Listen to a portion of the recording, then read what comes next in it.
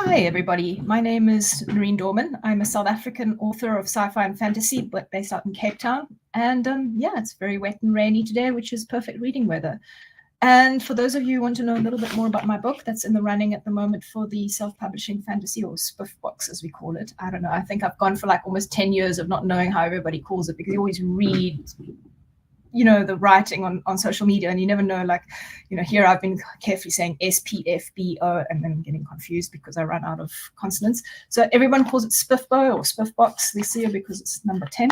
And this is the book, The Serpent's Quest, that was written by me and Toby Bennett. And just to give a little bit of backstory for the book, Toby and I won a big literary award in 2019. And when we were both finalists, and we've been friends for years as well. So when we were both finalists, we sort of saw each other sort of vague booking on social media, and then we messaged each other. We said, "Are we vague booking about the same thing?" And he said, "Yeah, we both finalists." So I said, "Wouldn't it be funny if we both won and they flew us up to Joburg for the big glittering event?" And there we are, the two sort of D&D style role-playing fans standing there in the corner at this glittering literary event, having won with these fantasy and sci-fi books. But anyway, we thought it would never happen. Well, it did happen. And here we are, several years down the road. We sat there after the event and I said to him, "Toby, we're good friends. Let's write a book together." And one book kind of devolved into three. And when we got halfway through book 2, we realized book 2 was actually 2 books. And then we got halfway through book 4 and realized that was 2 books. So we ended up with a 5-book series.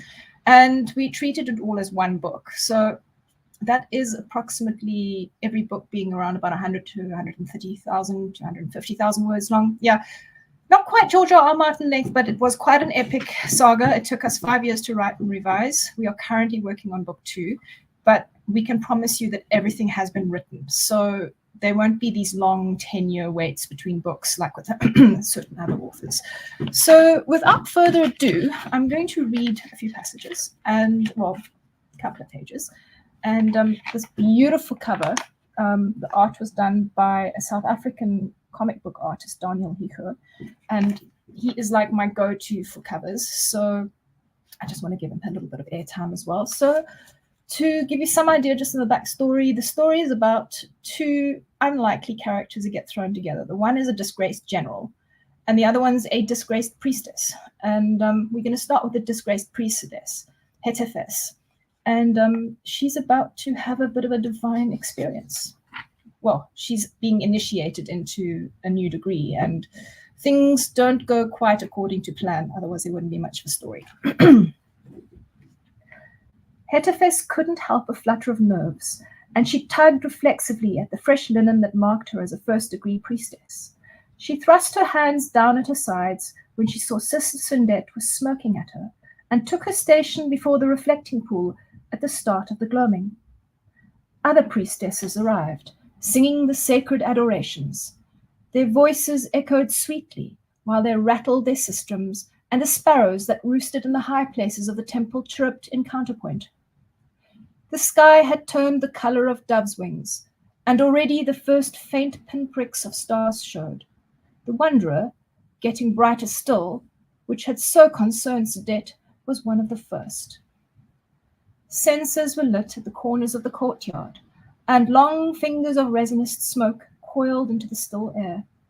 Rose, frankincense, star jasmine, and cedar, heavy scents that underpinned another, richer smell, conjuring memories of crushed moon lilies.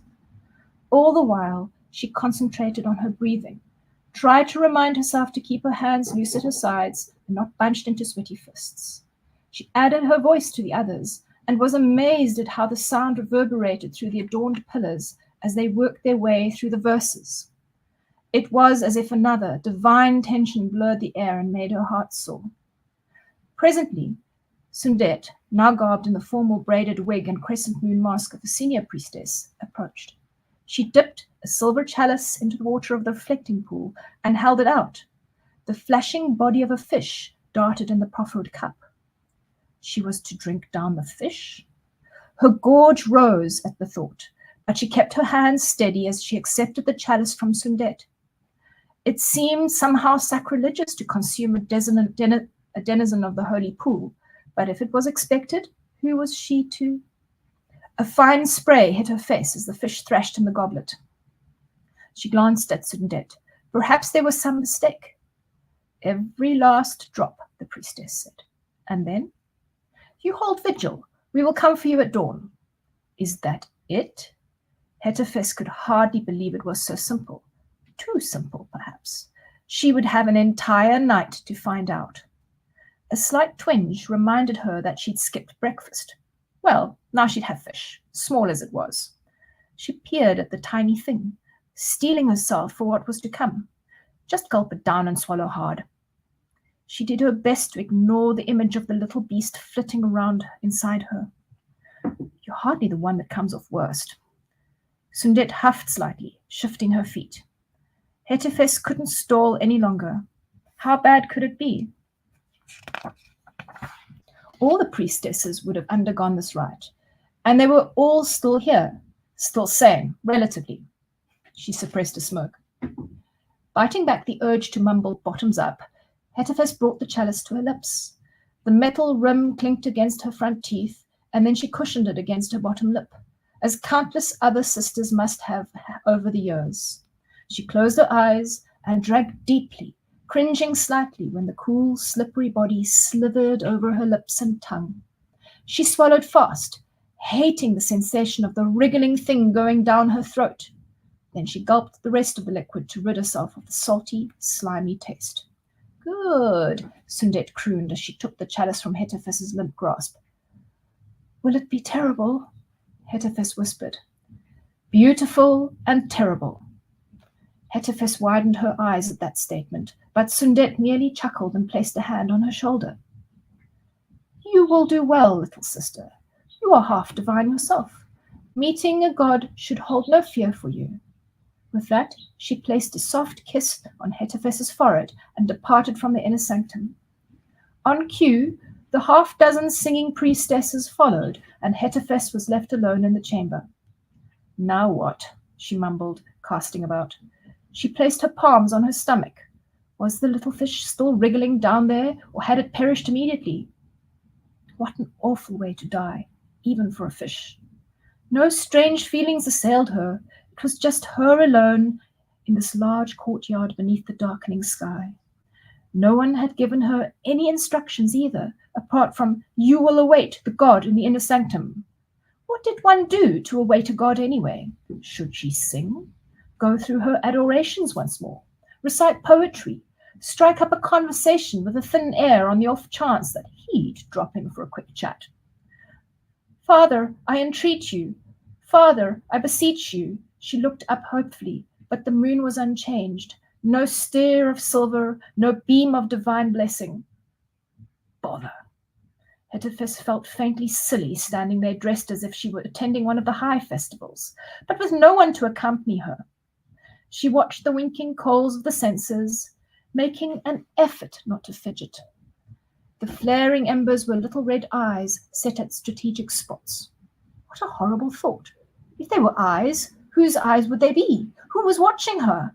She couldn't help but recall the scenes of the demons on the great doors. What if Khusu did not come? What if... She blinked, trying to maintain her focus on those baleful points of light. She was beginning to feel peculiar. Certainly, the fish was still alive and thrashing within her. Her skin was warmer, stretching taut over sharp bones. Breathing required conscious effort, and she swallowed reflexively. Out of the corners of her eyes, the gleaming pillars bulged and flexed, yet when she turned her head so she could study them square on, they held still, normal, except when she peered at the stars caught in the multifaceted surface of the challah shell, it was as if the opalescent skin had formed, shimmering into a multitude of vortices. She squinted, trying to make sense of those scintillating distortions. She looked up in an attempt to align each reflected light, but her eye kept drifting to one point. The wanderer blazed even brighter, as if the nomad star were reaching out to her, swelling like a tiny sun, then retreating into a pinprick in the velvet darkness above. The conversation she had overheard earlier echoed through her mind. The star, the strangers, a plague, and the poor harvest. The breath hissed over her lips as she tried to study the strange point in the heavens. Everyone knew the wanderer moved. It had been lost and rediscovered many times. It was not possible that this light was meant to reach only her, yet in that instant it seemed she stood alone, and the courtyard walls melted away so she drifted amid the swirling cosmos. It was growing, the ache in her neck that broke the spell. She dropped her gaze, staggering a few unsteady steps forward. Hetifis hadn't felt this dizzy since she was a novate, and the other girls had spun her round and round before a game of seekers. Standing didn't feel safe anymore, so she shuffled to the edge of the reflecting pool where she seated herself on the lip. Much better. She was beginning to sag when it occurred to her that she was supposed to be preparing for a meeting with Husu himself. Now, what were the appropriate adorations? She sought the appropriate rites, but they eluded her, scattering like startled birds or fish exploding from questing fingertip. Instead of a measured verses she had learnt all her life, she found herself humming a childish tune, something she had heard as a girl but couldn't remember learning. Tonight the fool is made a king, tomorrow he'll awaken. With aching head he'll feel the sting of the crown he has forsaken. Hetifis snapped her jaws shut to hold in the childish rhyme, but it played through her head nonetheless, an incessant loop that drove out more pious verses she should be spouting. She looked around guiltily, but no one else was there to see her. The night was young or old. She felt timeless and ancient, as if all the years this garden had stood coiled about her like the roots of the whispering trees. The wanderer winked at her from the rippling surface. The breeze made tiny peaks on the pool that caused the stars to dance, and beneath, it was like looking through the sky to see fish. The fish shoaled in the water, little sparks trailing in their wake. It had never occurred to her before, but the fish moved as if they were a single entity. The apparent randomness of their motions became a pattern, a synchronized dance she could almost anticipate. Around and around they swam until they created the illusion of a pale disk. Mesmerized, Hetifis watched the fish, her body growing curiously numb as the movements oozed past. The wanderer swelled again, eclipsing the reflection of the moon. For an instant, the water appeared to part. The inner sanctum brightened and the air hummed. Shadows flickered in the corner of her vision. She was no longer alone. The prickling heat of a stranger's gaze swept over her. It took all she had to draw her focus from the pool and meet it. A young man with skin like midnight teetered on the opposite side of the pool. A shock of wild dark hair brushed his shoulders as he rocked on his heels, his eyes dancing in the moonlight. He was garbed in an outlandish mishmash, black and green striped hose with baggy maroon pantaloons cut off at the knee. He wore no shirt beneath a short leather jacket that was decorated with myriad metal buttons. His dark skin was made iridescent with writhing blue-green tattoos that gave the appearance of ceaselessly changing. His much-scuffed boots were held together with dozens of leather straps and buckles. A multitude of little bells jingled in times with his exaggerated gestures. Oddly, she only noticed the sound when she spotted the bells. The mysterious stranger didn't resemble any of the images depicting Husu. There was nothing stern and dignified about the way the peculiar young man balanced precariously on the rim of the pool. He stretched out his arms as he put one foot before the other, biting his bottom lip in concentration. Hello? Hetifis had to remind herself not to ruin her makeup by knuckling her eyes. She rose, stepping back to allow the newcomer space to complete his circuit of the pool. She blinked rapidly to see if that would clear her vision. The young man was still there, too intent on walking his imaginary line to acknowledge her. Hetifis watched him make a full revolution of the pool until he came to stand before her. Only then did he lift his face and deign to notice her. "Oh, hello." His voice had a breathiness to it. "Who are you? What are you doing in Husu's inner sanctum? I'm supposed to be speaking to a god." He leapt down from the rim and dusted off his clothes, his swirling eyes sparkling with mischief. "And who says you aren't?" He wasn't much taller than her. A slow realization crept up in Hetifis's spine. If this wasn't Husu, and it most assuredly wasn't, then who could it be? No thief or adventurer would dare to profane Husu's sanctum, and she was reasonably certain that the figure before her was no vision brought on by bad fish. His aura was palpable, the energy he exuded both exhilarating and subtly disturbing. Only one being could commit this blasphemy. You're him, she said, horrified. Him? Who? The smooth face screwed up in confusion, then cleared. Oh, him! You want to sing one? The youth glanced about. I suppose it is the place, but Husu won't hear it. Too busy oiling up his personal guard, I imagine. The things he makes those young ladies wear. Still, I suppose it keeps the temples full. He winked. Hetefes watched him, open-mouthed. There could be no doubt. This had to be the mad god, the outcast, the accursed one, lord of secret ways and crossroads. You're a hush, she blurted. And anyway, so that concludes my reading. If you wish to find out who Rahash is and why he is getting entangled with Hetefes and how on earth Hetefes ends up getting entangled with a bunch of barbarians, please do go out and buy my book. Toby and I will be delighted. We've worked long and hard on this, and we've had so much fun. Both of us have a great love of role-playing games, a lot of fantasy literature. We love intrigue. We love sly, subtle humor and dialogue.